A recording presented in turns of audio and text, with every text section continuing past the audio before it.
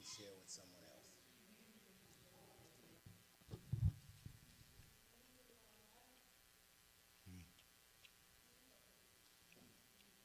Still working on my voice.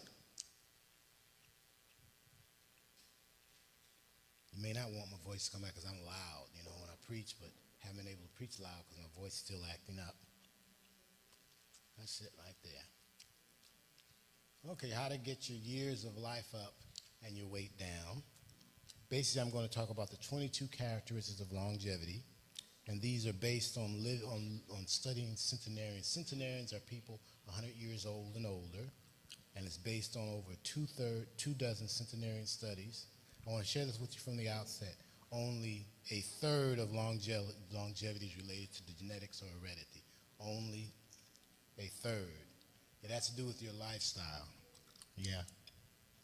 Only a third of longevity is related to genetics or inheritance. It's lifestyle, the way what we eat, drink, how we live, how we handle stress is what will cause us to either live longer or shorter. So let me go through these 22 characteristics. Number one, love life. Are you someone who enjoys every day and the little or simple things of life? The world has gotten so complicated now, but if you keep life simple, very simple, it helps with longevity. What's another characteristic of living a long time? Low blood sugar. Low blood sugar. You need glucose. The brain needs 75. The brain uses 75% of your glucose. So you want to, you don't want to get your glucose from some sugar. You want to get it from fruit, ideally. Here's a third symptom. Low blood pressure. Ideally you want a blood pressure between 115 over 75. 115 over 75. The higher the top number, the more a person is at risk for a stroke. Now I know that this isn't genetically or inherited because everyone in my family has high blood pressure. My brothers, my mother, my father. I don't. They have glaucoma. I don't.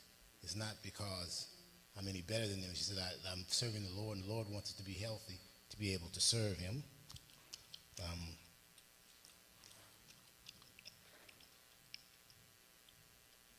Low total cholesterol. You want a total cholesterol of 150. Most folks can't achieve that because most folks eat a lot of fast food, a lot of junk food, which is full of sodium azocates and saturado grasa, saturated fat, sugar, and sodium. Now, you don't really need any dietary sodium.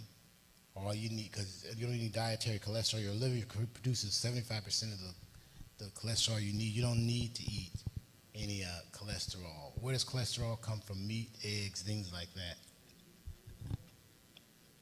Journal of Circulation, July 2014.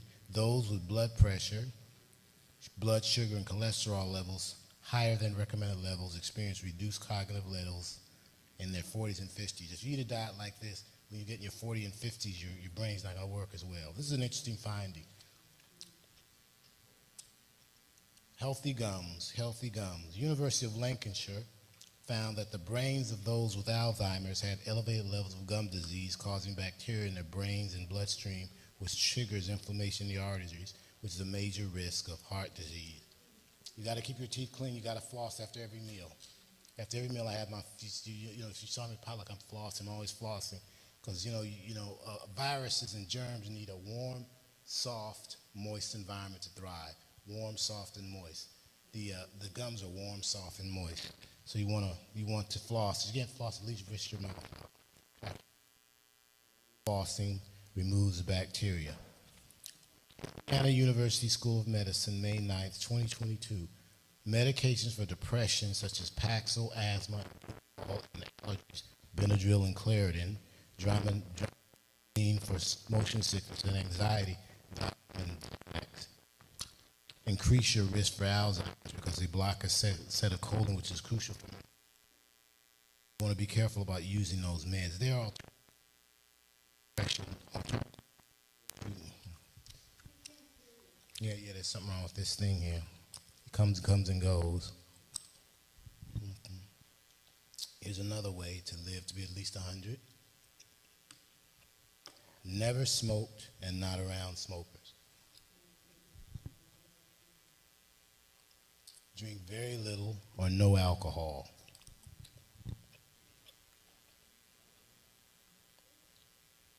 Now, this is the second most common thing you can do to live to be a long time. There's like, I think they have like 4 or 5 of them. I've ranked 1 through 4 or 5. This is number 2. Eat lots of fruits and vegetables and whole grains. Fruits such as strawberries, elderberry, plums, oranges, red and white grapes, kiwi, pink grapefruit, bananas, apples, tomatoes, watermelon, coke, cucumber, mangoes, and guava. And vegetables such as garlic, cloves, kale, spinach, Brussels, and alfalfa sprouts, broccoli, cabbage, asparagus, beet, sweet potato, red bell pepper, onion, soy, tofu, wheat germ, brown, wild rice, flaxseed, millet, cornmeal. These are all good cancer fighters, and they strengthen the immune system, and they slow aging because all contain high amounts of antioxidants, phytochemicals, and other nutrients, and they're very fiber rich. Now, males need about 30 grams of fiber a day, and females 20, but most people only get 1.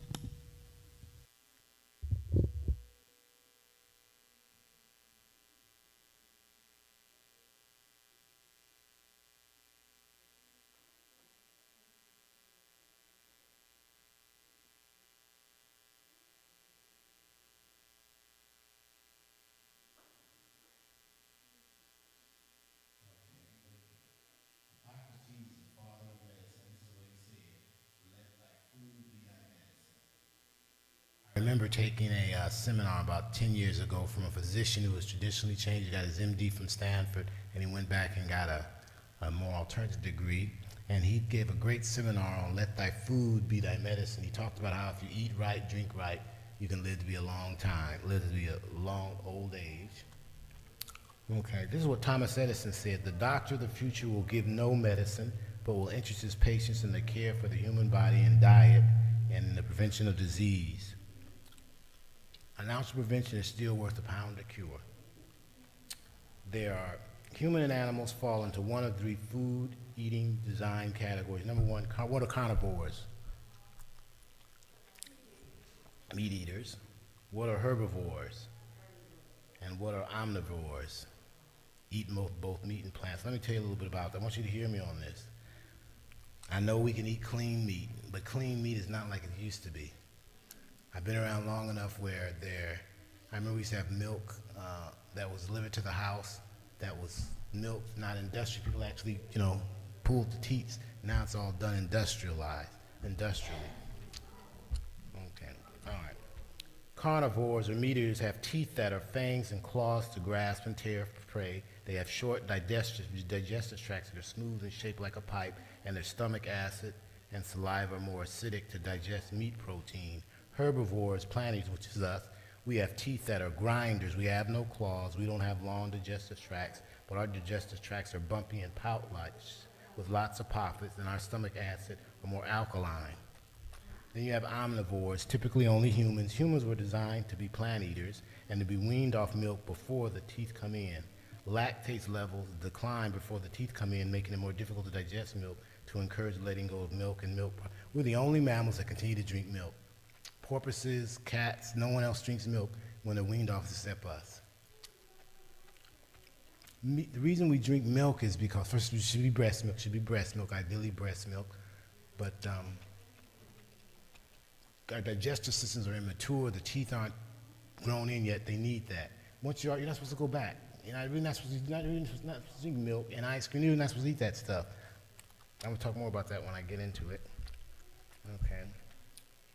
New England Journal of Medicine, a 30-year Harvard study of 118 men and women found that regular nut eaters, those who eat peanuts, pistachios, almonds, and walnuts, are slimmer and less likely to die of cancer, heart disease, or any disease than those who ate little to no nuts. See, nuts contain unsaturated fats, minerals, and other nutrients that lower cholesterol, reduce inflammation, and other factors associated with poor health. There's only one disease, poor blood. Poor blood. I think I mentioned this morning that we're supposed to eat to make good blood. It's not supposed to be because of the taste, the aroma, or how it makes us feel. We're supposed to eat what's good for the blood. That's only one disease, poor blood. Vegetables, fruits, beans, grains, nuts, and sprouts such as lentil, broccoli, mung bean, buckwheat are good for making good blood. Turmeric, green tea, and water make exceptionally good blood.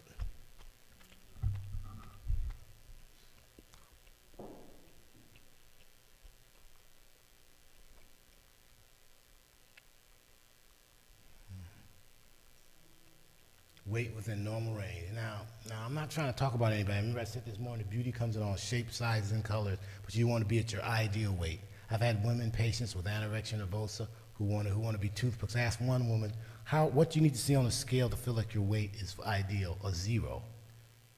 You never see a 0 on that. Even if they were to break you down to your basic elements, it's still going to be at least 2 or 3 ounces. Mm-hmm.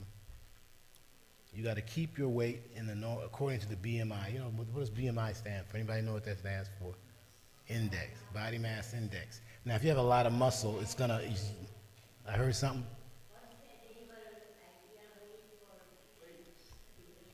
Well, you can go on the internet. You Google BMI, put in your height and weight, and it'll let you know. I'm going to show you something that'll let you know in a moment, though. Okay.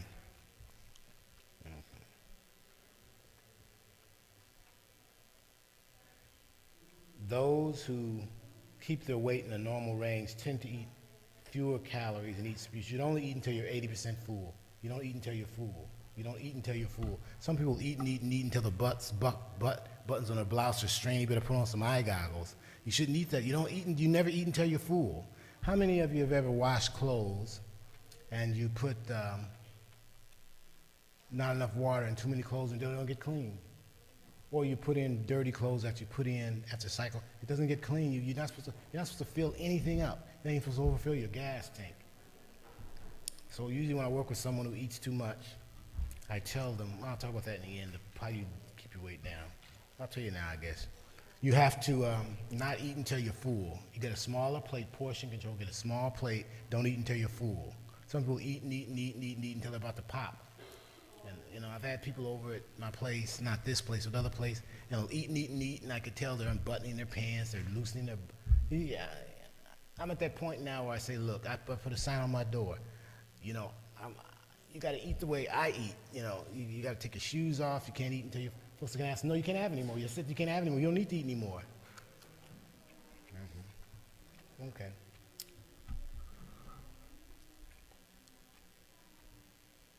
This weight thing is killing so many of us here in the USA and in the church.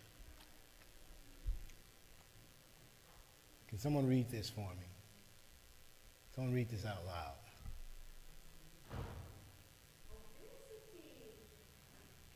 A condition where an individual is overweight by 20% or more. So how much would you need to weigh if you weighed 100 pounds and you were overweight? How much weight would you need to weigh? 20% over 100 is what? Once you're overweight if you're 120. Right. Okay. The hypothalamus is the appetite control center, and for many of us, it's totally out of control. See, we have a thing called the ventromedial hypothalamus, which is on the lower part of the brain. It has a vagus nerve attached to it. And you know when you fill your gas tank up, it'll automatically go off, and you're not supposed to put any more in, but you top it off. Well, the vagus nerve tells your brain that you've put in enough food, but we've overridden it so many times. Just forget you, I'm going to keep you. Some folks just eat and eat and eat until they just blow up. You can't. See, your brain used to tell you you've had enough, but it tastes so good, it smells so good, it looks so good, you keep eating. After a while, the vagus nerve gets sensitized and says, look, I'm not going to work for you anymore. You're on a death pursuit then. When it comes to food, it's about when you eat, what you eat, how much you eat, how often you eat, and why you eat. When it comes to food, it's about when you eat, what you eat, how much you eat, how often you eat, and why you eat. You have to answer those questions. Why are we supposed to eat now? I already answered that one. Why are we supposed to eat to what? To make what? Good blood. Was it sangre in Spanish? Espanol? What is it? You're supposed to eat to make good blood. I'm thinking of an elder friend of mine. He's at the Battle Creek Church in Michigan. I was an associate pastor there, and this guy, all of his family died at 50 due to massive heart attacks. When I met him, he was 76. He said, I don't want to die at 50, and so far, it's 26 years later, he's still alive. He says, food is not good to me because I have to eat to live. I can't live to eat. But he says he'd rather be living than dead. Some folks in there, some of you can't go down the ice cream aisle. You can't go down the cookie aisle. You can't go to a buffet because you don't know how to stop. You just keep eating and eating and eating.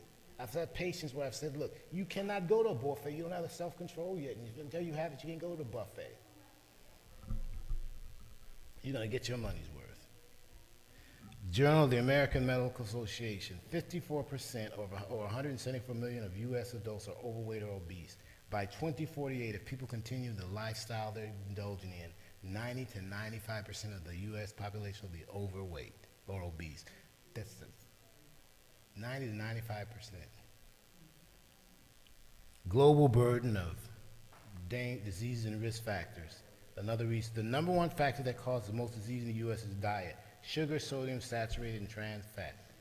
World Health Organization and Centers for Disease Control, 2.8 million adults each year die as a result of being overweight or obese, and 40 million children under age 5 are overweight.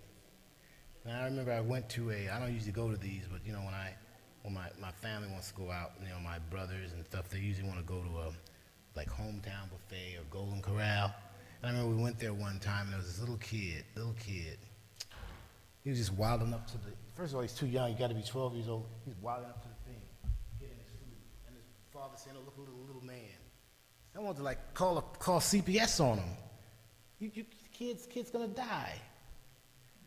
So I had to, you know, sometimes I get beside it, I have to go over to him and says, you're describing like it's cute. He's gonna die, he's getting sick. He says, who are you? Why are you complimenting him saying it's not funny? He's just wilding over to the food. And he got a whole big thing of chicken, he brought. So that was just for him. I thought it was gonna be for those just for him. They think that's not cute.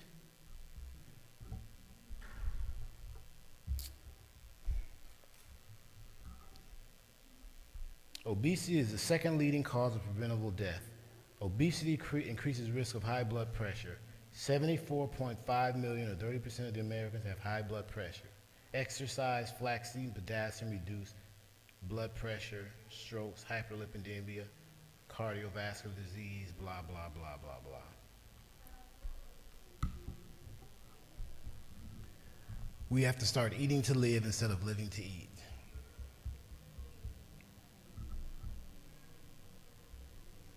In the last 3.5 decades, obesity has increased 50% in the general population and 300% in youth.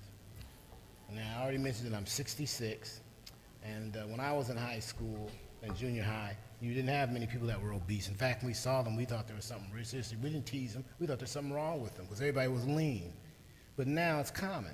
I'm not knocking anybody who's overweight, I'm just saying that you gotta get your weight down because it's a gateway disease to all types of other diseases.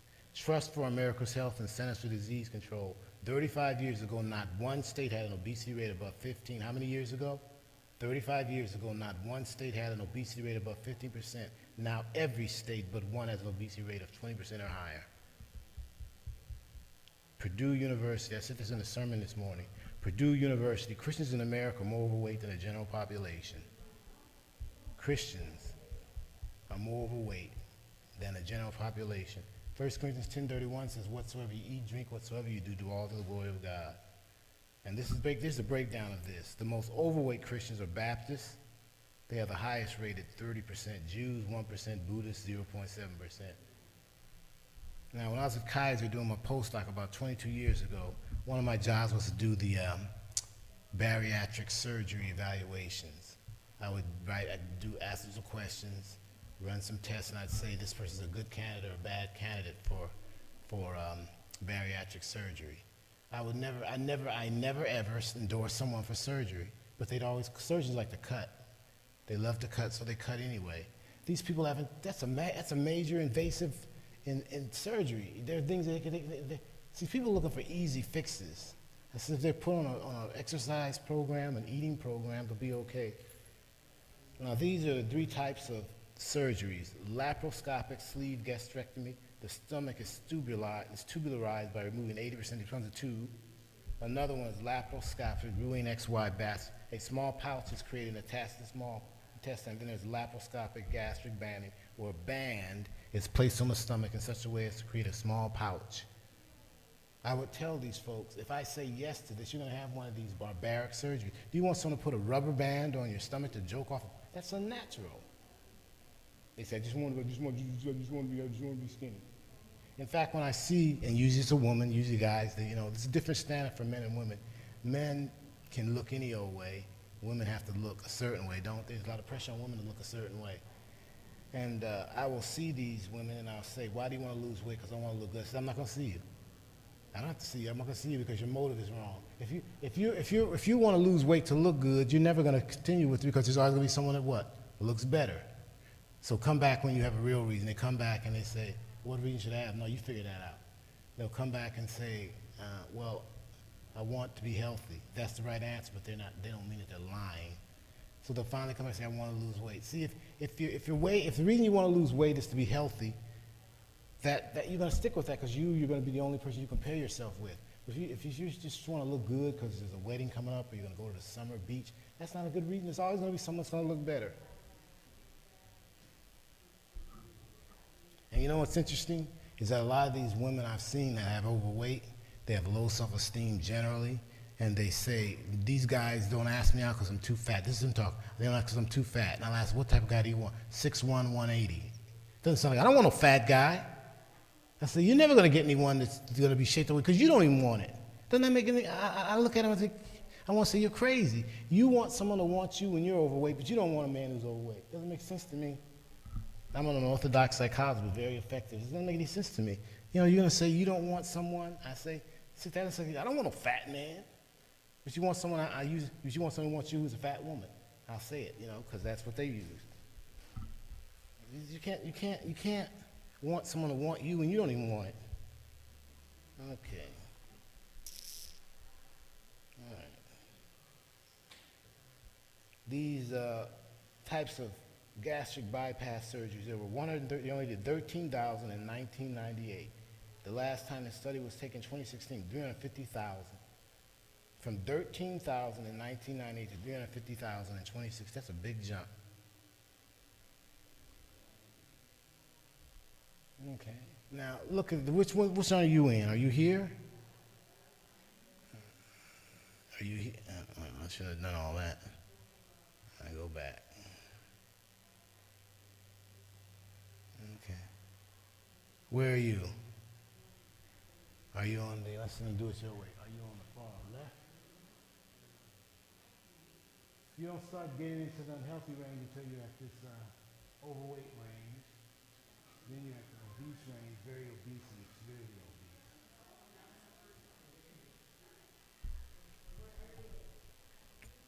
Okay. Well, let's look at some causes of this obesity epidemic. Here's the number one reason for the obesity epidemic. Number one, lifestyle negligence, not eating right, drinking right, and lack of exercise. You show me someone who's obese, and I'll show you someone who's not eating right, not exercising enough, and lack of exercise, and not drinking right. The science of losing weight is flawless. Just as people don't bring the discipline to it to do what they need to do, you got to exercise. I got a brother who is going to tell me how he should eat. He's like, it's like, I don't get it. I asked him, could I use him in this thing? He said, no, because I'm going to use you anyway. He uses me. He's sitting there eating bacon. He's like, where do you get that from? Why don't you do what I do? He's just a know-it-all. You can't. I said, if Bill Gates came up in and told you how to spend your money, you listen to him. Why don't you listen to me? He's an expert on money. I'm an expert on how to lose weight. Okay. You got to eat right, drink right, and lack of exercise. Listen to this. Escuchada. Not exercising puts your heart at the same risk as smoking a pack of cigarettes a day. You're getting on somebody because they're smoking cigarettes. Well, you're not exercising puts you at the same risk. This is the obesity diet. High intake of red meat, sugary desserts. The average person is ODing on sugar, ingesting 79 to 81 grams or 20 teaspoons a day, which should only be 6 for women and 9 for men. People are just eating 3 and 4 times what they should. And we Adventists, we like our sugar though. We may not eat much meat, but we like a lot of it. Someone told me when I moved back to California, we Adventists in California eat a lot of meat. They right, I found that out. They eat a lot of meat. You know. Tufts University, June 2017. Sugary drinks cause 184 deaths worldwide. Ellen Barsfield is a registered dietitian. She says sugar triggers a dopamine, the feel-good hormone spike in the brain, leading to addiction. Now, I don't mind having sweets. Every once in a while during holidays, I'll go get a donut. I like a glazed donut. But I'll get only one. I won't get a dozen. I'll just get one, and that's it. In fact, I don't bring any sugar in my house. You know, I just, my thing is we don't bring it in the house. I go out to get it. Okay. Sugar accelerates skin aging because the more sugar you eat, the more advanced glycation molecules produced, which damage the skin health. You wanna healthen your skin up? Take out the sugar. And I'm not a physician, but I've worked with a lot of physicians and I study a lot. And I'll see folks with all types of skin eruptions, and I'll say, "What's your diet?" And I say, "Well, if you change that, you'll go away." Well, the doctor's giving me pills. Well, that's just don't eat that stuff. I remember I had one guy in my class. He's a lawyer now.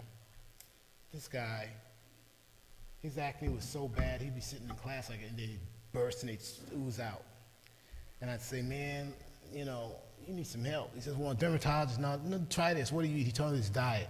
I said, "Change that diet," and his skin cleared up, which he really liked because this is when getting online to meet people was popular. I don't do that. I said, "No, Jim, we don't relate to that getting online stuff. You don't know what you're getting." Anyway, he met someone online, and what did he do? He did something where he took away all the bumps and stuff, and he met this girl in L.A., and she looked at him, and she went like this, and then toward the end of the day, he said, "You got to jam I can't be with you anymore. That's not the picture you put out there." You can't lie. You know. So he's glad that he cleared up his face. He didn't think it was so simple as diet. Okay. Plus, a lot of sugar increases weight gain and begs for pancreatic and breast cancer, contributes to high heart disease because it increases triglycerides, and it lowers HDLs, which breed atherosclerosis. And it contributes to depression. This is what you use instead of sugar. Instead of sugar, use pure maple syrup, raw honey, blackstrap molasses, date sugar, coconut sugar. I think I mentioned this morning. I don't know when I mentioned it, but usually I put in my oatmeal dates, bananas, raisins, things like that. You want to get off solid fats. FDA, June 16, 2017, trans fat or partially hydrogenated oils are unsafe in food and must be phased out over the next 3 years. Even the FDA says it shouldn't be here. You have to get off highly refined grains. The whiter the rice, the sooner you're on ice. The whiter the bread, the sooner you're dead. I remember when I was coming up, I had friends who would have that Wonder White bread. And I used to be envious because we only had Roman meal bread, which I can't find anymore. And I used to want it, and I never ate it because we didn't buy it. But I'm glad I didn't because, they strip stuff out of it, then they put it back in it. Okay. The chemicals used to bleach white flour from its natural straw color form a byproduct called alloxin, which causes diabetes in animals, strips the flour of its essential nutrients. And just go ahead and get brown rice. That's all I serve in my house, brown rice. I mean, I'll eat it when I go out. Like his church makes good white rice, steamed rice, I'll eat that. But I don't, okay.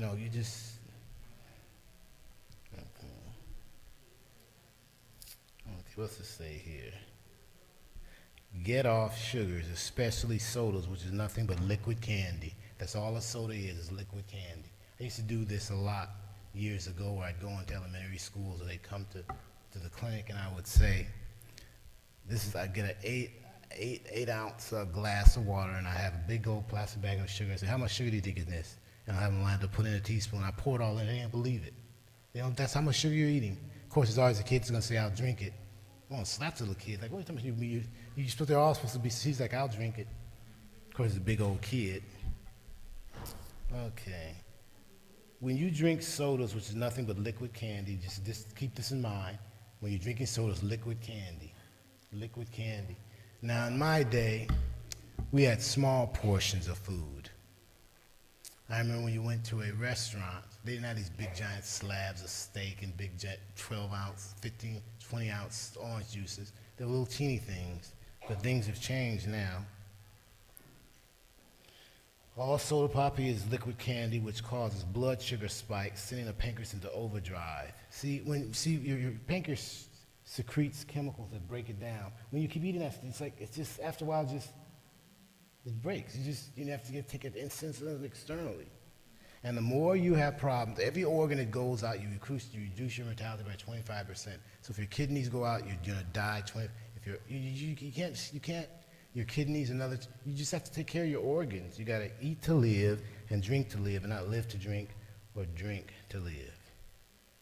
Okay. Now, sodas also contain phosphoric acid, which increases the risk of bone fractures and erodes teeth enamel. Now, what's that soda pop that you can put on your battery terminals to get that green look off? Coca-Cola. Coca-Cola. I don't know anybody drinks that stuff. Journal of Clinical Nutrition, May 2018. Regular and diet soda drinkers are at risk for stroke than those who don't drink them. Now listen to this. Fanta Orange, Mountain Dew, Sun-Kissed Pineapple, some Gatorade and Powerade flavors contain BVO, which is a flame retardant. It's called brominated vegetable oil. Why are you drinking flame retardant? Because you don't know what's in it. When they say natural flavors, you need to call and ask them what they mean, because that could be anything. And these soda pops are associated with memory loss, nerve disorders, and skin lesions. Do you know that Fanta Orange, Mountain Dew, Sun-Kissed, blah, blah, are banned in Japan and Europe? I already talked about this. Some Coca-Cola, the acid in it will clean stains on copper pots and remove burned foods on pots and pans. And you're putting that in your body. European Journal of Nutrition, November 2014. Those who drink sodas regularly have a slower metabolism than those who don't drink them. About meat. About meat. It contains harmful salmonella, E. coli, listeria, norovirus, Vibrio fomificus, Candida, Shigella, Bacillus, dirt, dust, fecal matter, pus, maggot larvae, insect bits, herbicides. Do you know, and I know this because I've had clients from all over the different walks of life, the FDA allows a certain amount of maggots and insect bits and fecal matter and stuff, because when you put together meat, there's no way you can keep it out. There's no way you can keep it out. They allow it. Okay. Ractopine. Ractopine is a chemical that's put in meat to increase the animal's muscle size. Arsenic is in meat to kill parasites in animals. This is what I want you to listen to, nitrites. Nitrites are mutagenic to the stomach, colon, and they dilate blood vessels, which can trigger migraines and cause heart disease. I want to help you with this. Nitrites are nothing more than weakened embalming fluid. That's all it is, preserved dead meat. See, the way you keep meat from spoilage, you keep it airtight, refrigerated, and closed up. That's how you keep it from, but they put chemicals in it. My mom, she got stomach cancer several years ago because she really liked, what's that stuff? What's the little fish in the can? What do you call them things? Sorry, she loved her son. She said, "Mike, shouldn't be eating that stuff. Shouldn't be eating it. She ate it and she got it, and I remember they called me. I was in Cincinnati. They called me and I just said, I didn't say I told you. So I said, Mom, you can't eat that stuff. You just can't eat it. It's got stuff in it that's embalming fluid. That's all nitrates and nitrites are. Okay. All right. Consumer Reports. I can trust Consumer Reports. You can trust Consumer Reports online. That's why I don't buy anything unless I go through Consumer Reports. It's unbiased. I get my cars, whatever I get, I look in Consumer Reports. This is what it said about meat. Tested 1/2 ton of beef from cities across the country, including stores that sold organic meat. All of the meat tested positive for fecal contamination. 20% contains Clostridium perfringens. 10% contains SRs, which can't be destroyed even with proper cooking. If you're going to eat meat, you shouldn't. You really shouldn't. Get it organic. Grow it yourself or do it yourself. These companies, they don't care about you. I'm gonna tell you this. I worked in Michigan and Alabama. I didn't want to go there, but the Lord told me to go there, so I went to Mississippi, MIS and PPI. We was a staff psychologist there for 3 years at Wings Mental Health Center, and they have a lot of chicken and poultry and milk factories there. And I remember I was talking to one client. I didn't ask him. He said, "You know, Doc, I'm never going to drink milk again. Why?" Well, my job is to make sure that the electrical suck, because they don't have anybody sitting there on a stool pulling on the teats. They have these things stick on them, massage it. When they come off all the time and they don't inspect them, so they end up lacerating. There's blood and pus, and it's sucking up blood and pus. Do that into a big vat. Is my job is to pull them off. And he'll say, we can't use this milk because it's streaked. They call it streaked when it's blood. No, we put it to the chocolate factory. Mind you, this other client who said he was hired, I didn't ask him, they just told me this voluntarily. Yeah, I work at the chicken farm. My job is to make sure that the chickens, before they're slaughtered and sent to wherever they're sent, that I make sure they don't have cancer. If they have cancer, they have green stuff oozing from their eyeballs, their anus, their mouth. I go throw those out. And I'm sitting there, I can't keep up with it. Then my supervisor grabs me, "What are you doing getting rid of the diseased chicken?" No, we send those to make them chicken nuggets. So those of you who like chicken nuggets, which are soft, you're eating poor meat. They just chop them up. You can't see the cancer and the ooze. Okay, let's see. Okay. All right. Center for Science and Public Interest, April 2017. Analysis of 32,000 cases of foodborne illness. Ground beef and chicken cause more hospitalizations than any other meats, followed by turkey, beef, and steak. American Journal of Medicine. More than half of a chicken nugget isn't chicken meat. You know what it is? It's chicken muscle, fat, blood, vessels, genitals, nerves, skin cells, eyeballs, and internal organs. You're not getting a chicken nugget. I'm gonna see how many of you after sunset are gonna go get your McDonald's chicken nuggets. It's garbage. Okay, let's see.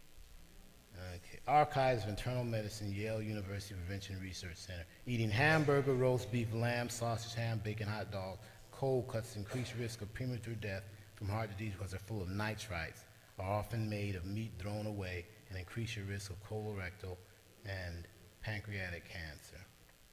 One of the worst thing you need is a hot dog or bologna. And I remember as a psychologist, I've been a psychologist now for 40? Anyway, a long time. People tell me stuff, and they say things like, "I don't feed my family bologna anymore." Why? Because everything that falls on the floor that we don't use, we grind up, and we make a hot dog out of it or bologna. Tastes good, doesn't it? I remember used to eat someone else when I was educated. When I got educated, you stop eating that stuff. Okay. Journal of the American Medical Association, March 6, 2017. Worst foods that lead to heart attacks and death. Excess salt, salty food, processed meat such as bacon, bologna, hot dogs, sugary drinks, burgers.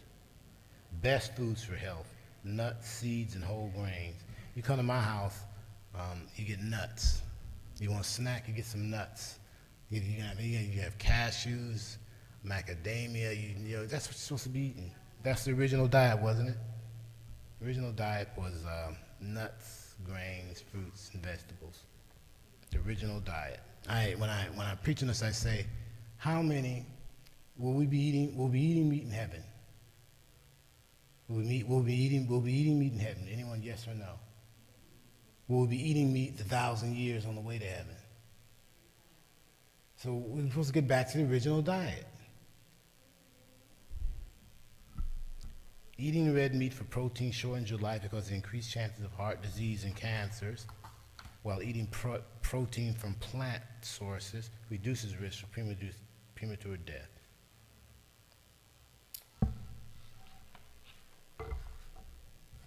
I think I told someone in the church last week, I think, that when I was a professor, I would tell my students, anyone who can beat me in 100 meters or 440 or a mile, I give an A. No one ever beat me.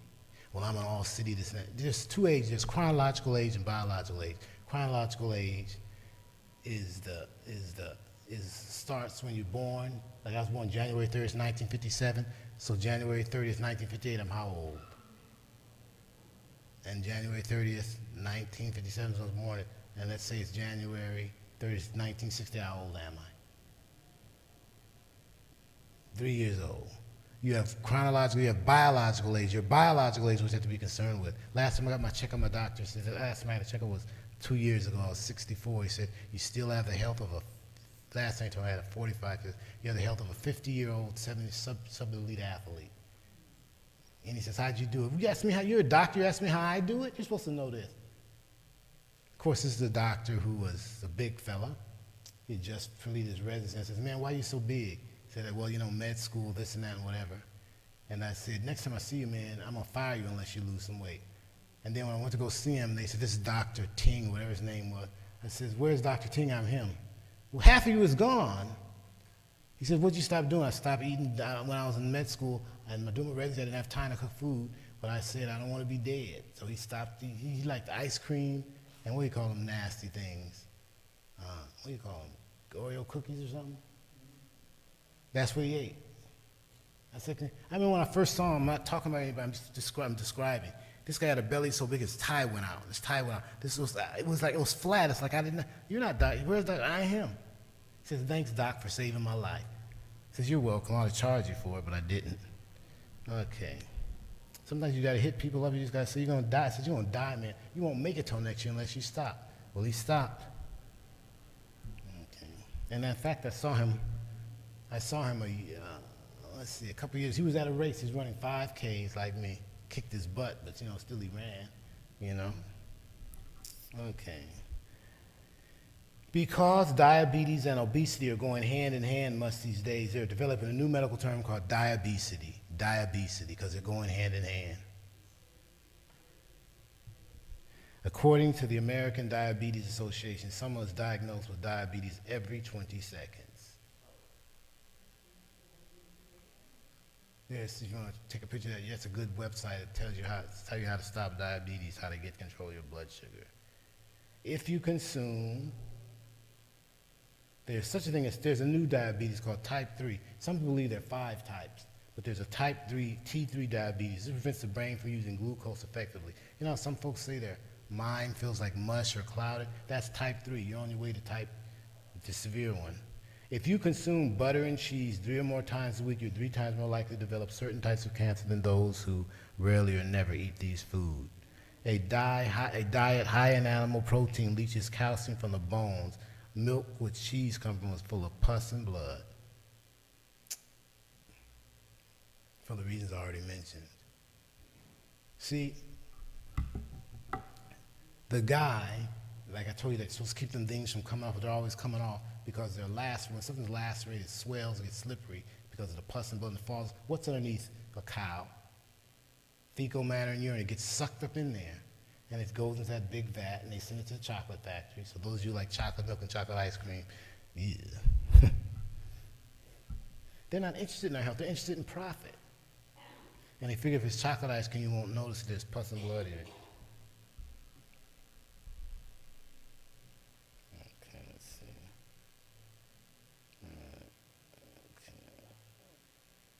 And oftentimes milk isn't even milk. It often contains reconstituted milk, powder, urea, which is car urine, and rennet, which is the lining from the calves. Or it may be cut with oil, detergent, caustic soda, sugar, and salt. Be careful of processed food and beverages, especially vanilla and raspberry flavoring, because they use castoreum as a natural flavor. Castoreum is beaver anal juice. This beaver anal comes from beaver. So you got to read these. You got to read these. You know, on every package of liquid and food they have the lists of ingredients. Well, whatever is first is what it's what. Most of whatever is least is what it least is. And I'll look at something that says a whole grain cereal. You see whole grain down at the bottom. The first things are sugar and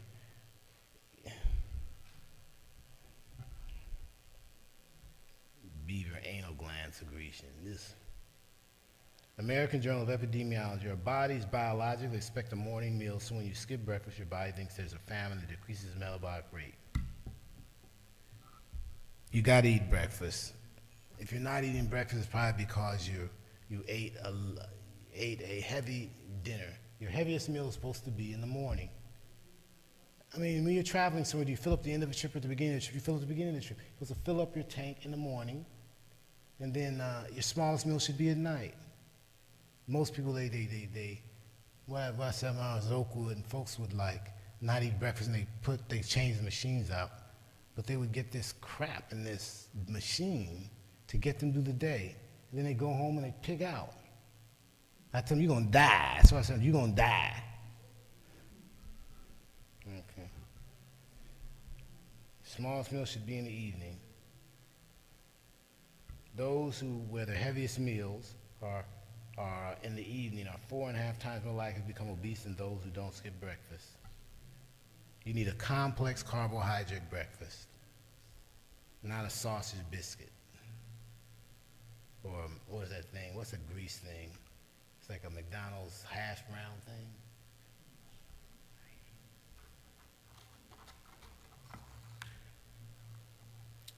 Okay, caloric restriction is associated with reduced incidence of cancer and longer life. That's why you eat, drink. If you eat only 80% of your 80% full, you're gonna live longer.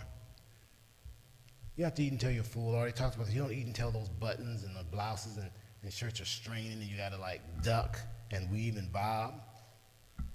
I've seen people used to come over my house to eat. This is when I would let people eat as much as they want. I don't now.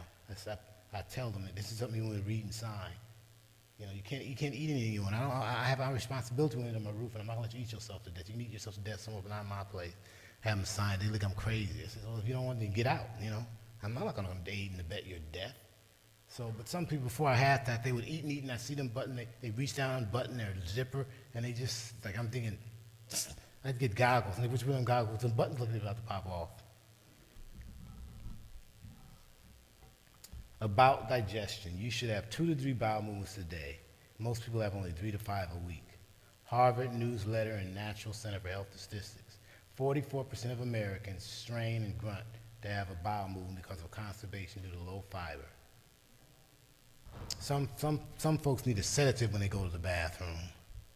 They need something to bite. They're just gripping it. You know, it's not supposed to be like that. When I work in behavioral medicine, I ask them, "What's your feces like?" What is it? Just answer the question. Well, it doesn't float. That's a big problem. They're supposed to float. What happens when you disintegrate? When you flush the toilet, it doesn't disintegrate. You have to get a SWAT team to blow.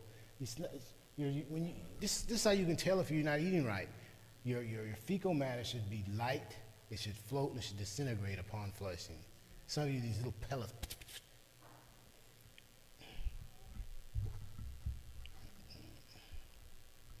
Okay.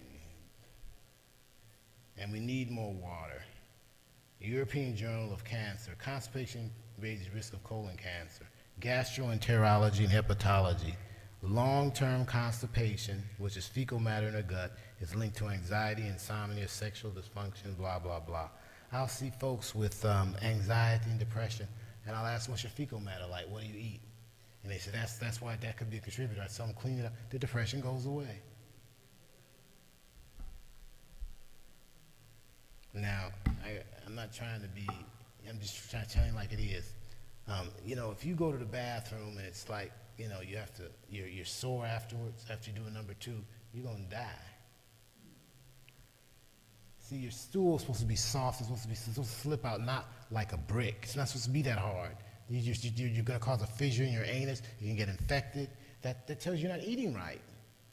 You hear me this? Your bowel movement is supposed to be pleasurable, not traumatic.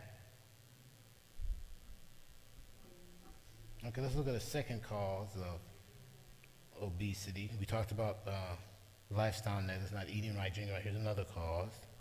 Binge eating disorder. Somebody read that one. Number 2 reason for binge eating disorder.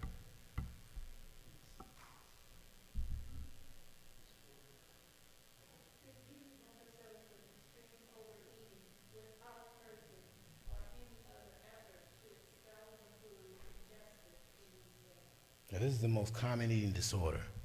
Anorexia nervosa is not the most common, and overeating, this is the most common eating disorder. The person who has this disorder is usually overweight or obese, feels out of control when they eat, and they eat faster than others. The binges are usually triggered by stress, anxiety, depression, boredom, or some other undesirable emotion. Many have low self-worth, negative body image, feel stressed out, and have trouble sleeping. Their guilt, they feel shame and disgusted because they eat so much. I've seen a lot of folks with binge eating disorder, and they lose control. I have to really teach them how to eat. Most folks don't know how to eat. You know why? I'm about to say something that's going to fit a lot of folks. Most folks will get a spoonful or put it in their mouth. Before they finish, what are they doing? They put another spoonful in there. They just keep shoveling it in. You're not supposed to do that. I have to teach people to literally put the fork down, talk to someone a minute, and then get it, will not swallow. You don't have to swallow your food. Most folks, I have to teach people how to chew. Most folks are gulpers. We call them chomper gulpers. They chew and try and they swallow.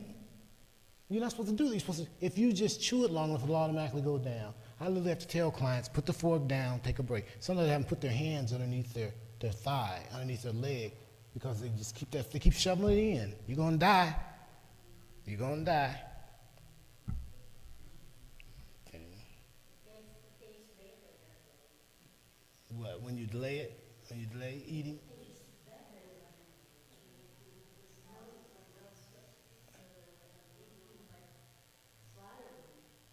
Yeah. No. Ideally, you want to.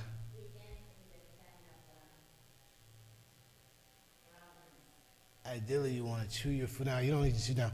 Everyone should chew their food 27 to 32 times. Most people chew it 3 or 4 times.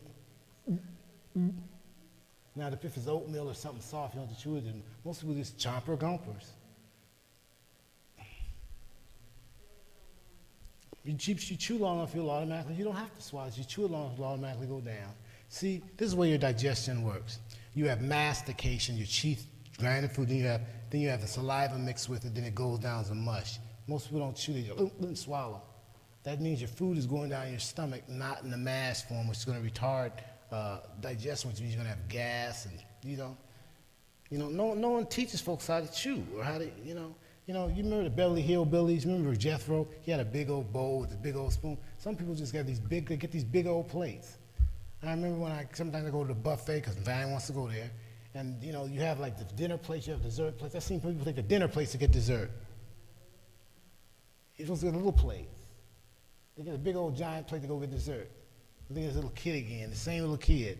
He got a big plate and I thought he was gonna go get. He doesn't. He's too young anyway. He get a big old slice of cake and pile it up. I'm thinking he's gonna bring it to know it's all he is. And the father, that's so cute. That's not cute. I still want to call CPS. Killing that poor kid. Okay. Here's a third reason for, you can relate to this, emotional eating. Somebody read this one. Emotional eating comfort foods to feel better or not so bad because eating them is inherently enjoyable. Good, I'm going to read it again, but I want to add some. Eating comfort or preferred foods, sweet, full of fat, and or salty, to feel better, not so bad, because eating them is here, such as hot Doritos, hot Cheetos, popcorn with your favorite topping, candy bars, pie, cake, donuts, ice cream, pizza. See, the food industry tries to come with a bliss point. A bliss point. A bliss point is a good balance of salt, fat, and sugar that tastes good. Guess what the number one bliss point food is? I kind of mentioned I like it. The number one bliss point. It's donut. Most folks like some type of donut because it's got a good lot of fat, sodium, and sugar. You don't taste the sodium like shakes. Shakes are the worst thing you drink. They have lots of sodium in it, but they don't know because it's disguised by the sugar. Donut. Does anyone here not like some type of donut? There's usually some type of donut. It's perfect food. People can eat them all day. I like glazed donuts, but like I said, I get them only every once in a while. I don't bring it in the house. I'm not trying to brand. I'm just trying to tell you that I practice what I preach. I weighed 140 in high school at age 18. I was 5'8", 140. Now I'm 5'9", 150. So I've gained what? How many pounds? 2 or 3 pounds every 10 years? But you got to exercise. I'm running all the time. Not as much now because of this arthritis in my hip and this Parkinson's, but I'm still being active, still push up. I can still do sit-ups. I can still get on the bike. I can still do something. Let me tell you this. If you want to stay healthy and you like eating too much, just risk exercise. Do something aerobic. You know, there are 4 elements of exercise: endurance, speed, strength, and endurance, speed, strength, and endurance, speed, strength, and flexibility. Endurance is running or getting on a bike and biking for a few hours. Strength is, you can do isometrics, push-ups, lift weights. Flexibility is stretching, and speed is just getting and running sprints. That's what I do. I don't do it as much now because of this arthritis, and I'm still trying to get my balance back. It's messing with my voice too.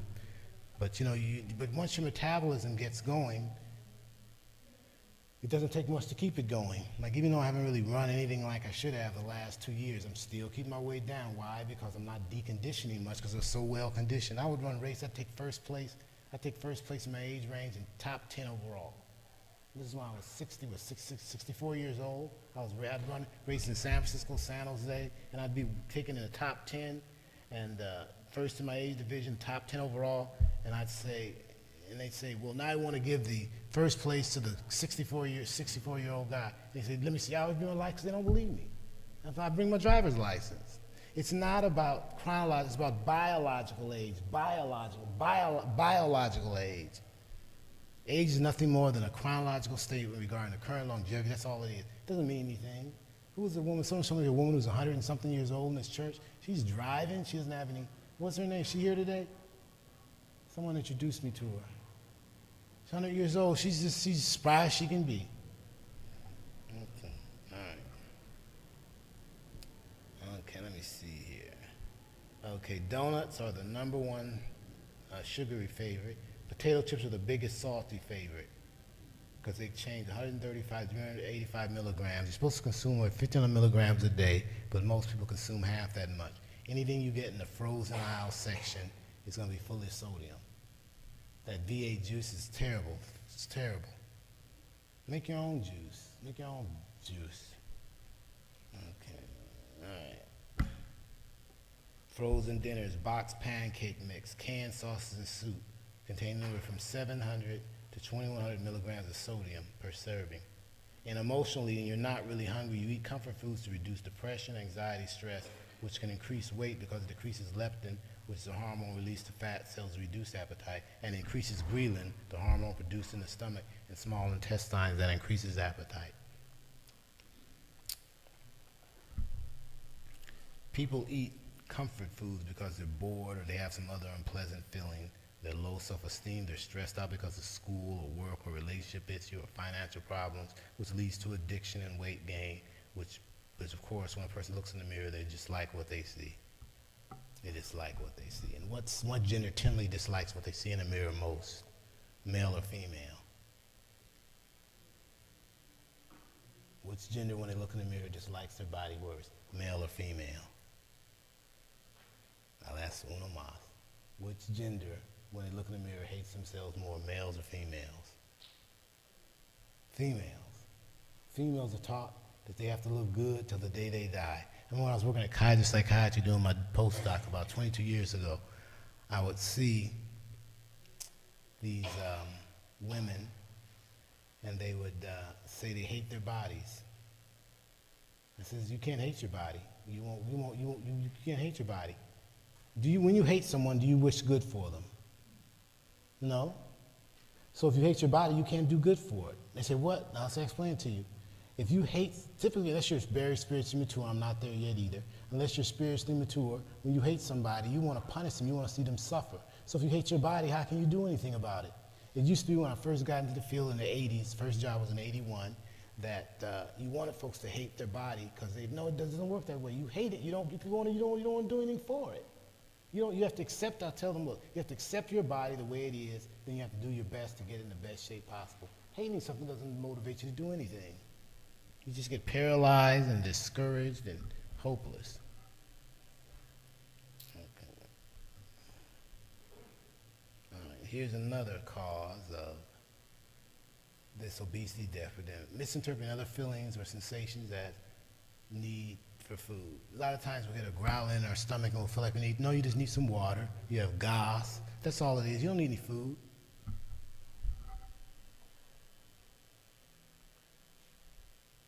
Sleep deprivation, the research is clear. If you're not getting enough sleep at night, you're going to eat more food than those who aren't sleep deprived. You can't be up late at night on Facebook, and that's a whole other presentation. I want to be invited to do that. Overcome addiction to technology and TV. A lot of folks just have a big appetite. Downloading apps like mad, addicted to Instagram, Facebook. There's nothing wrong with technology as long as you control it and it doesn't control you.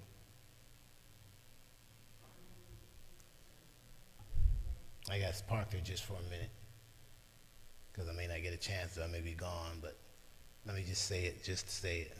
I remember when I was at IHOP. Every once in a while I get a taste of them pancakes. You know, it's okay every now and then, you just can't do it regularly. And we were in Fresno, I think it was at the conference office doing something. And I went to an IHOP there, and the lady was saying, Rodriguez family of 4 come. And I'm looking around, where are these people? Rodriguez family. But you know, everybody was quiet on their phones, right? Remember the days when you actually talked to someone at a restaurant instead of being on the phone?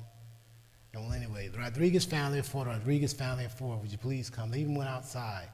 And then they called me, Oler family of 4. Oler, we went in there, and the Rodriguez said, hey man, you're in the way. We're in the way. They didn't call us. Yes, they did. You were busy on your phone, man. Get away from me. Get out of here. He didn't hear because he's busy on his phone. It's like,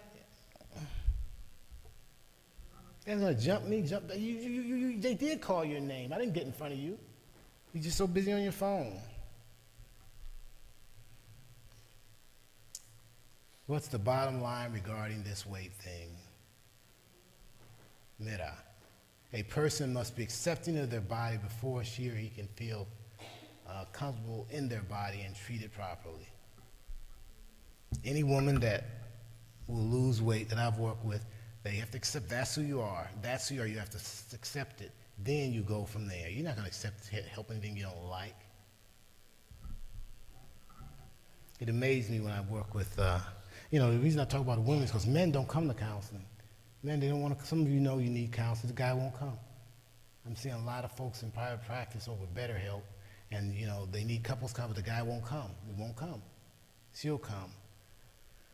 But a lot of these women,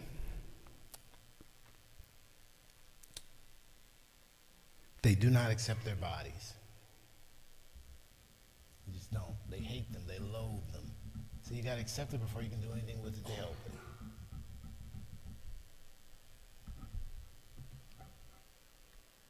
Here's some websites on how to lose weight. You might want to take a picture of this. I screen these. These are excellent resources. Oops, let me go back. These are excellent resources. These are empirically based ways to actually lose weight.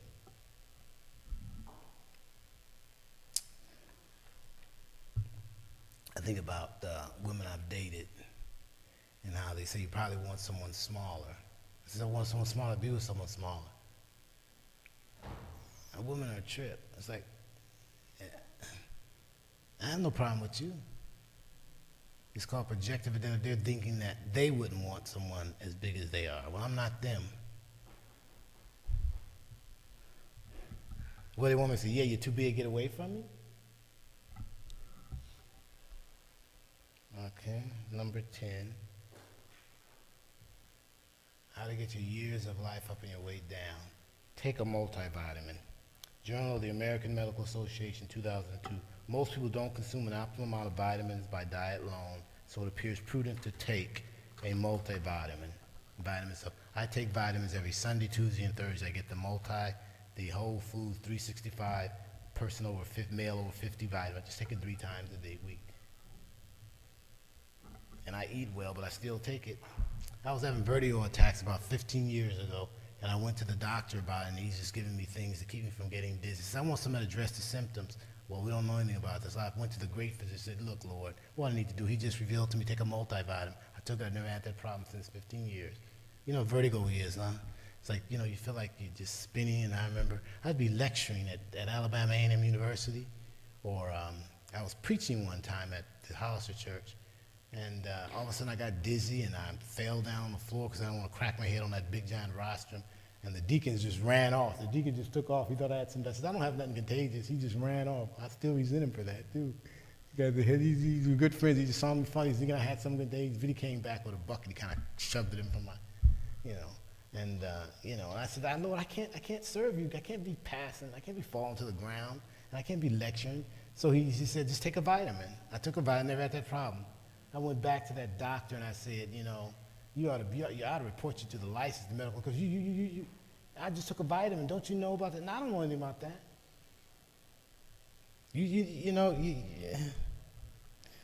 I'm going to the great physician, but anyway, I haven't had that problem since then. I really encourage everyone to take a vitamin. Even if you eat well, just take a vitamin. You have to take it every day, just, 3 times a week maybe. Okay, let's see here. Okay.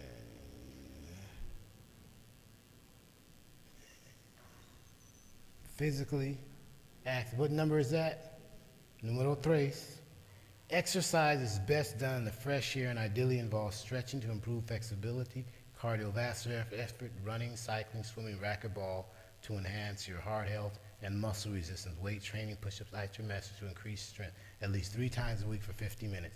I'm not training like I did in high school and college. I was going to go to the Olympics. I think I told you this. I was going to go to the Olympics in the long jump in the 70s. And I said to myself, am I going to train for the Olympics, or I'm going to try to get a PhD? I think I'm going to try to get a PhD. You know, you don't make any money in track. You're making football, basketball. There's no such thing as pro track. You don't make enough money. And I'm still doing that 3 times a week. 50, you have to do it that much. Now, I'm not trying to go to the Olympics. I'm too old for that anyway. I'm not trying to be that. I'm just trying to stay in good shape. Because I want to live to be 100. I don't want to be on any medicines. I just want to be able, like a lot of us Olers, we've been around a long time. Maddie Bates, my grandmother on my mother's side, she lived to be 99. The only reason she died at 99, she fell down and broke her hip. And when you do that, it takes so much vital force to heal you that, it's going to take you out. My mother, she's 91. She'll be 92 this April. I spent a lot of time with her. I'll be seeing her tomorrow after I go take my daughter back to PUC. And then I'm going to come back and stay with my mom. And, she's still got a sharp mind like her grandmother. Her mother was 99 years old, and she could still sharp. She had a memory like this. But, they're stuff from the old school. They're the type of folks that get hit by a car, and they get up and say, watch where you're going. We just dead. We're dead on the scene. They're tough. But I did inherit something from her. I've never had a cavity in my life. Not because I didn't eat candy or stuff, because, she says you have very thick enamel. Whenever I go to dentist, they say, Dad, your teeth are hard. It's inherited. Some of us can eat garbage and still have good health. Like my cholesterol tends to be high because my liver produces too much. And my doctor said, you need to take a statin. I said, no, I don't. I read the article. It says if you only have one, it's okay. So you have to have multiple. Well, this is supposed to be a physician. You know what he's talking about. He's put me on. My weight's right. I exercise. It's just my liver. He's going to put me on this stuff. You got to study before you go see some of these folks. They love to, doctors, they love to put them something most like put like the script pad. I remember when my wife and I had our first baby. I remember the doctor was an Adventist doctor. She came, didn't even look at us. And just like, I said, I won't tell you her name, but, could you please be patient with us? This is our first child. We have a lot of questions. She's like, and Jean took out a big old long scroll of questions. That was hers. I had my scroll too. And she's like, science says, look, this is our first baby. We're paying you for this. We just want your time. And she's like, oh, see another patient. Some physicians do that. They see you and they see they overbook because they got to pay out overhead. Says, look, what if you was out to your psychologist in the middle of something? I said, I got to go see I got to go somewhere. You wouldn't like it. You know why they do it? Because what you permit, you teach, you allow them to do it. You have to train your physician. You have to train somebody to say, look, I want your entire time. I want 15 minutes of your time. That's what I'm paying you for. You can't do that. What you permit, you teach. We had our second child. She delivered her, and she said, okay, Dr. Oler, I know you have lots. She sat down, and she told me before we left, I appreciate you teaching me reteaching me my bedside manner. Okay. Some people you just got to train them. You try to be nice, but okay. A little exercise some of the time is better than no exercise all the time. Someone repeat that. I want everyone. A little exercise some of the time is better than no exercise all the time. Everyone say that. A little some of the time is better than no exercise all the time. It isn't about quantity anymore. It's about quality. It's not about quantity. It's about, you've heard of HIIT, high intensity interval training. You don't need to do things for hours. When I was running cross country and tracking, because I was a weird person, I ran a long jump and sprints in the spring, but in the fall I ran, 3 and 5 milers. And I remember we had to run like 70, 80 miles a week to run 5 miles. You don't have to do that now. All you do is run one distance run, one hill run, one sprint run, that's it. While I was taking first places before the pandemic, I was only doing like a 6 to 8 to 10 miler on Sunday, track work on Tuesday. I'd run like 6 times 400 or 6 times 200. Then I'd do hill work, that was it. See, once you get in a certain shape, you don't have to do that much anymore. Get out there now, throw up bile. But, okay.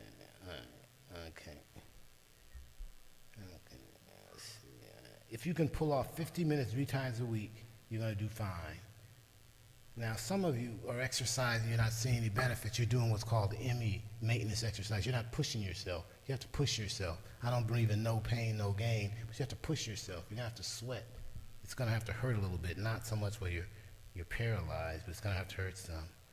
It's best to do exercise in the morning because it boosts your metabolism. Here are some benefits of moderate, regular exercise. A natural tranquilizer that relieves stress, tension, and worry.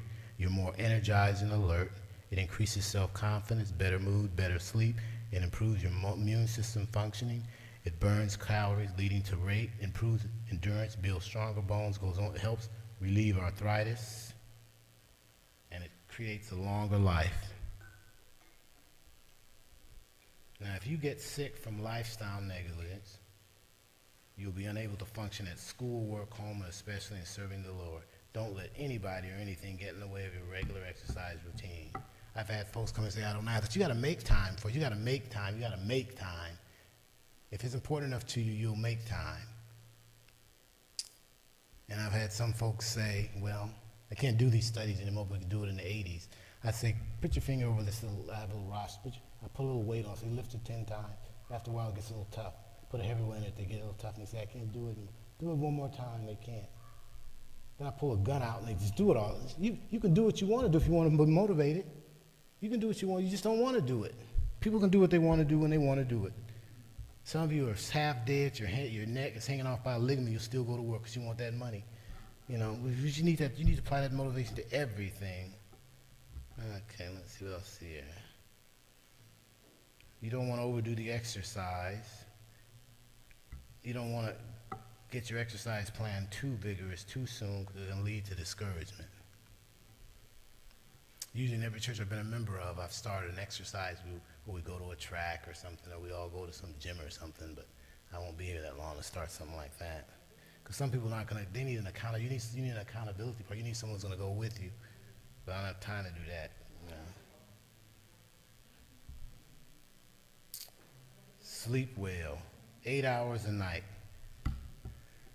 Now, let me tell you something. Your kids, your teenagers, they need 10 hours. The researchers, this is new research. The kids need 10 hours of sleep. They're growing. They need 10 hours of sleep a night, but they're not getting 10 hours of sleep because they are on their phones. I didn't get my children any phones until they're 16 and 17. I need to know that they were going to be responsible, and they don't know this, but I can tell where they've been visiting them. Like they're doing the right thing with them.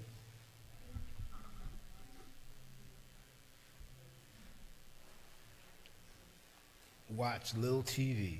The average American spends 5 hours a day watching TV. Of course, a lot of folks are now on the computer on Netflixing to death, Huluing to death. According to the research, if you spend 3 or more hours a day looking at TV, it increases problems such as obesity, diabetes, and cardiovascular disease and early death because TV promotes a poor diet and a sedentary lifestyle. See, TV, I remember I took a class my senior year at San Francisco State, and I only took it because you needed a class, but it was interesting. He talked about how they don't have TV to entertain you, they have TV to entertain you so you can look at the commercials. They don't want you to leave it. They want you to eat and snack.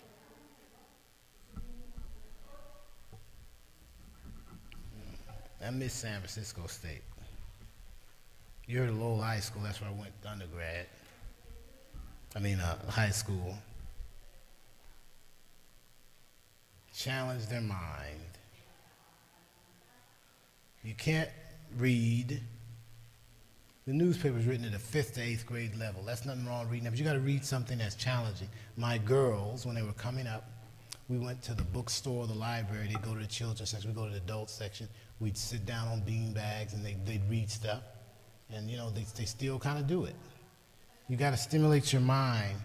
Now, what I do, I don't do this anymore, but what I do is I'd go to, something like the Journal of Burn Surgery, and I could do surgery with a burn. I think technically I know what it, but you have to get the what do you call it, the dictionary of burn surgery, because I don't know what those words mean. It really challenges your mind.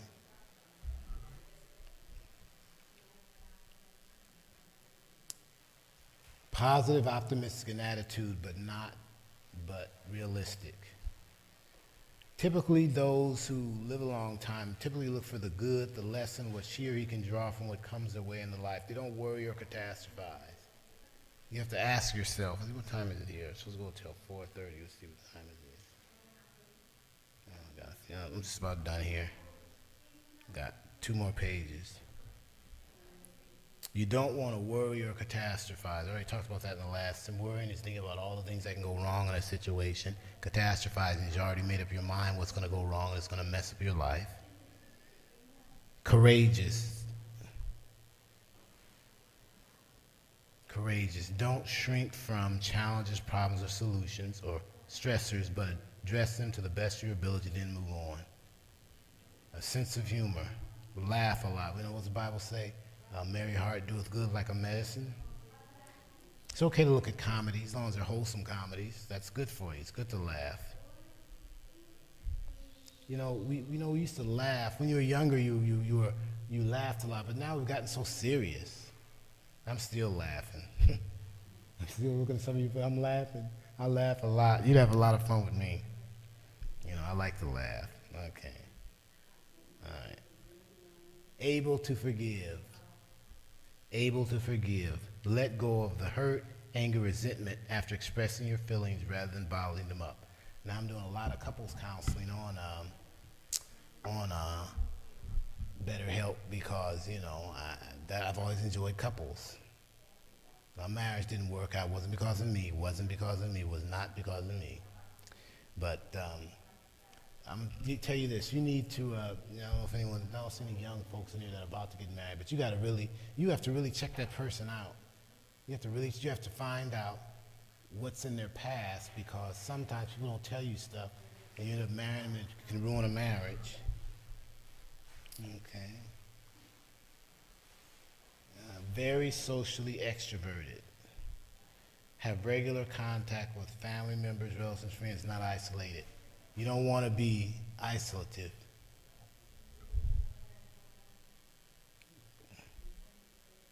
This is the #1 way to live a long life. Someone read this one out loud and proud. Someone read this loudly.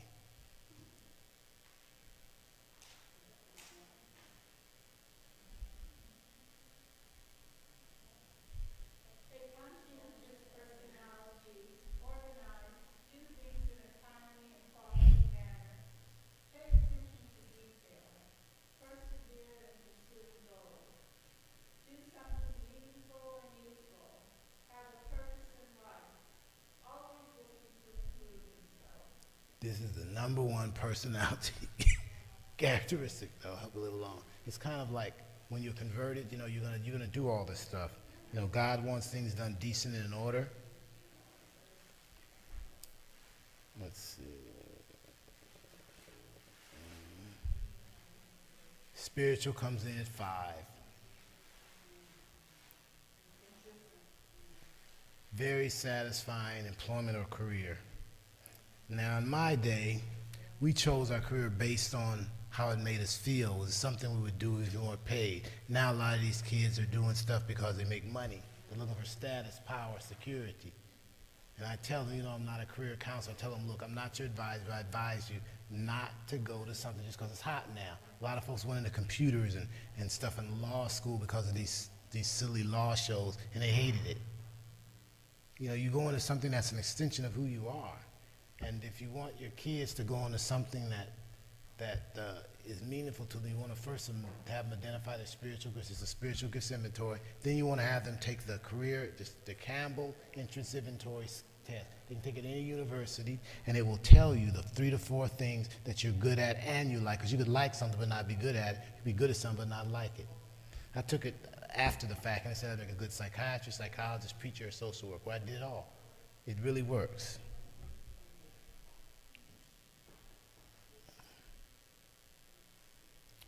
They don't retire if at all possible because it contributes to a strong sense of usefulness and fulfillment. Why would you retire? People ask me, what am I going to do? All my careers are retired. They said, why do you still work? Because I like what I'm doing. Didn't you like what you do? No, I couldn't wait to get out of that PG&E job or AT&T job. I mean, see, in my day, you could have a BA and get a career. Now it's not going to work. You got to get a master's or a PhD in this field. Now, some of the trades like carpentry and electrical work, stuff like that, you could just get an AA or something, class, but for a professional field, you got to get at least a master's and a PhD. I remember the first clinic I worked at, the guy that ran it had a BA. He couldn't get that job now because insurance companies want someone who has a master's degree and is licensed. Okay, let's see.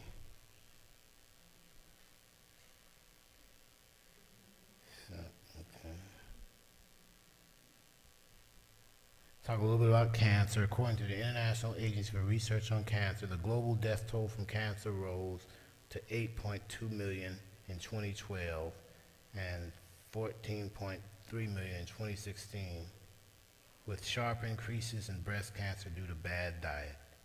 These 21 characteristics counteract all this stuff. The best approach to health is to prevent health problems to begin with, and ounce of prevention is worse than the problem. Let me say this, and I'm going to open the floor up for questions, comments, and discussion. According to the Centers for Disease Control, 85% of the disease is caused by emotions. Ellen White said this back in 1890. It's nothing new. What did she say? 9% of the disease starts in the lock of beats in the head. I see so many clients who are dealing with depression, anxiety, codependency, low self-esteem, and a lot of guys have a problem with anger. A lot of guys. Some of the most quiet guys can be the most explosive. And they end up ruining their marriages, their health. You heard of the acronym News Start? I think I put it up here. News Start. I've changed it some. The N is for nutrition, the E is for exercise, the W is for water, the S is for stress prevention and reduction, the other S is for sunshine, the other T is for temperance, the other A is for air, the R is for rest, the T is for think right, and the last T is trust in God. You do these things, the Fountain of Youth isn't found off the coast of Florida. It's found in a lifestyle in harmony with the Bible. Now, the only things I added here are the stress prevention and reduction and thinking right. Proverbs 23:7 says that he thinketh in his heart, so is he. You got to be careful what you think about, because the way you think will drag you down like lead or lift you up like helium. How healthy, on a scale from 1 to 5, how healthy would you say you are? 1 is you're sick and you have 1 foot in the grave. 5 is you're in excellent health. Just ask yourself that. How healthy are you from 1 to 5? Okay, I'm going to skip this. Talk a little bit about water, and we'll be done. Then I'll open the floor for questions, comments, and discussion. Harvard Newsletter, July 2015. You need to drink at least 30 to 50 ounces of water a day, 4 to 6 glasses. You can get water from other sources like fruit and vegetables. University of Illinois, 8 glasses of water a day reduces cravings for food, amount of calories ingested, and sugar, sodium, and cholesterol levels in the blood. But don't drink too much because you develop hyponatremia or hyperhydration, which I've never seen. No one ever drinks too much water. Occasional athlete might, but because water intoxication causes low blood sodium, resulting in headaches, confusion, seizures, coma. Your urine should be pale and have no aroma. If your urine's so bright, golden, you need shades, that's too bright. Now, if you're eating rhubarb and and asparagus and taking vitamins or medicines, your urine's going to be colored, discolored, and have a strong aroma. But if you're not, it should be almost colorless and odorless. I think I said this already. I don't know if I said this piece of it. I talked about fecal matter. Your fecal, if you need a oxygen tank because it smells so bad, you got to hang a sign up. You know, it shouldn't smell that bad. Okay. The oldest, I'm close with this. The oldest woman in the world, Bessie Cooper from Georgia, was asked what's her secret to longevity. She said, I mind my own business and I don't eat junk food. Your health is your wealth. If I had to choose all over again, I'd rather be wealthy than wealthy. Not that I'm filthy rich, but, you know, if I had to choose it all over again, we all should just choose to be wealthy than wealthy. I've counseled gazillionaires. I can't mention their names because of confidentiality. But I remember I counseled one guy. You can think of your questions right now, because when I'm finished this, I'll take some questions. This guy was head of a big company. He's dead now. But this is a guy who believed the lie that when you're wealthy, famous, and popular, you're going to be happy. He's an old white man. He shook his finger at me and said, boy, I didn't say anything because he didn't say boy because I knew he was going to tell me something I could learn. He said, boy, don't think that if you get rich, you're going to be happy. No, you're not, because once you get at the top, these people are going to try to pull you down. If you know anything about athletes, I've done some sports psych. Once you get that number one spot, you got to keep it there. Rookies or young guys who want to knock you off. He said, I believe that if he was depressed and had low self-esteem, he thought if he got rich, he'd be happy. He's now someone who's depressed, who's rich. Your money, all that money will do, it won't change you. It'll just make you, it's another adjective. If you're depressed, low self-esteem, don't like your body or life, you're going to be rich, but you're still going to be the same person. I've had folks say, well, let me try that out. You know, money doesn't buy anything but things. It doesn't make you happier. And then you never know who your friends are. You wonder, what are they coming to me for? I want to get money out of me. Okay, I'm open the floor for any questions, comments, or discussion.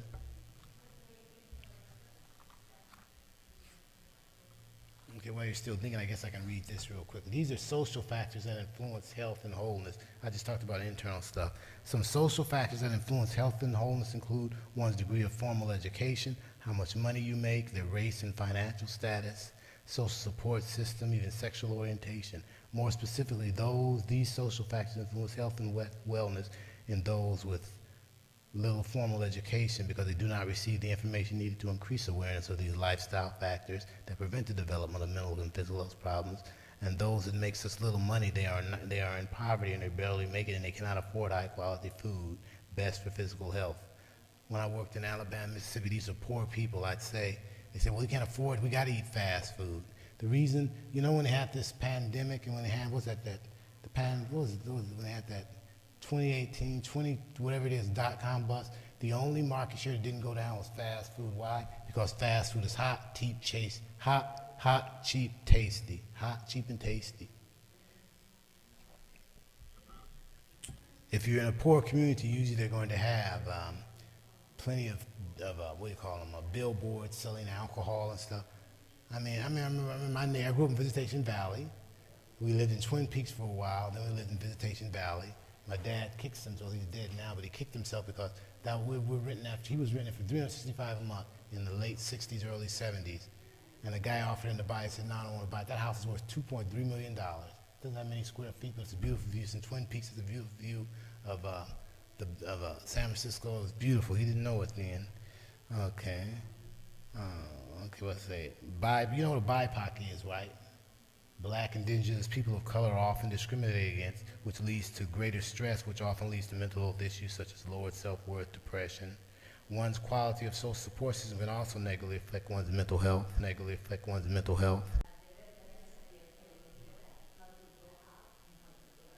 Yeah.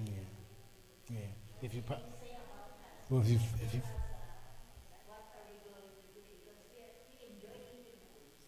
Yeah.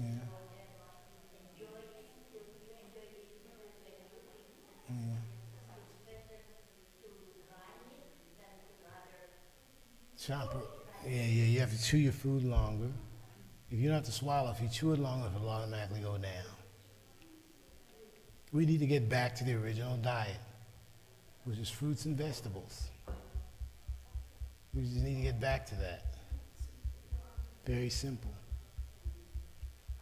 I've seen a lot of SDAs, non-SDAs, and if folks just changed their diet, they wouldn't have these skin problems, we wouldn't have these energy problems. There's simple things we can do, but we don't do it because we don't have much self-discipline. Self-discipline, remember I defined it this morning. Self-discipline is doing what you've got to do whether you feel like it or not because it needs to be done.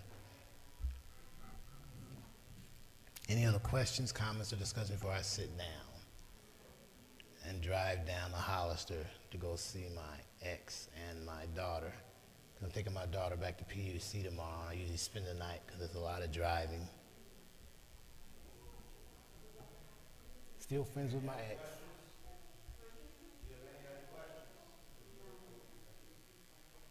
Okay, I'm gonna sit myself down.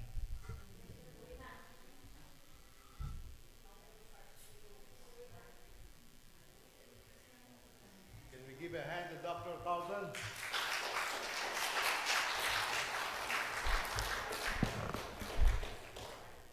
I was like monitoring the live stream all throughout your presentation.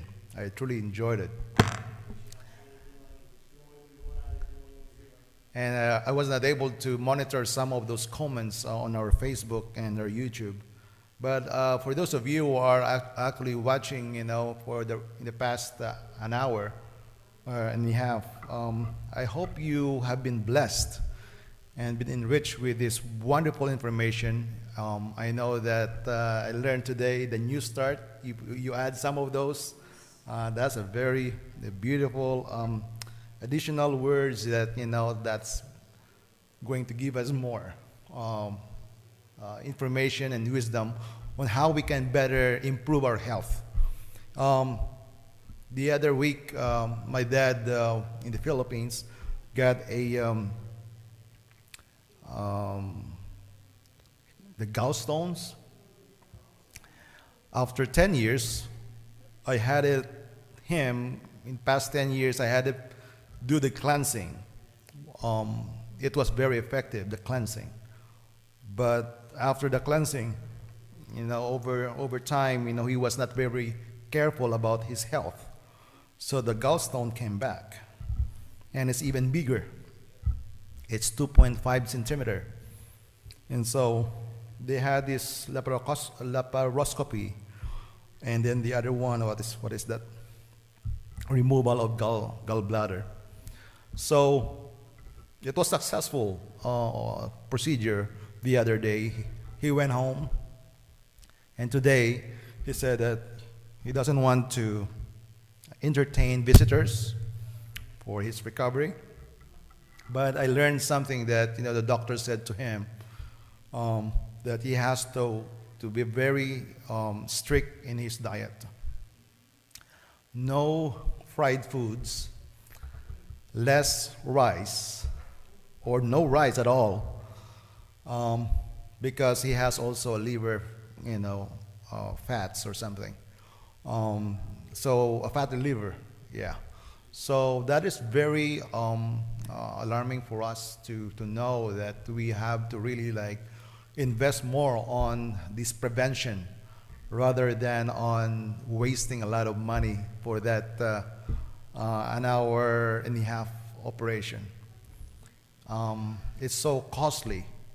Indeed, if we just continue to be very active physically and eat well, as you have already presented here, it's not really it's not a rocket science for us to keep this in ourselves to maintain.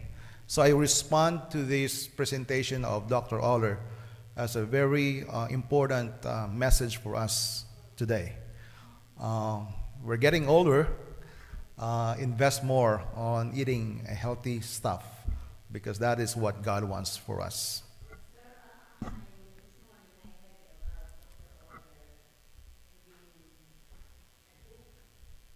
A book, coping stress.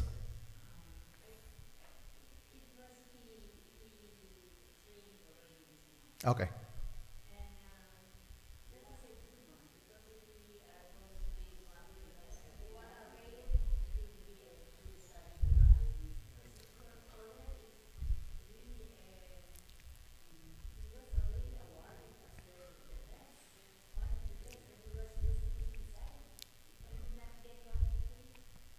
Dr. Oler, how can they avail some of your books?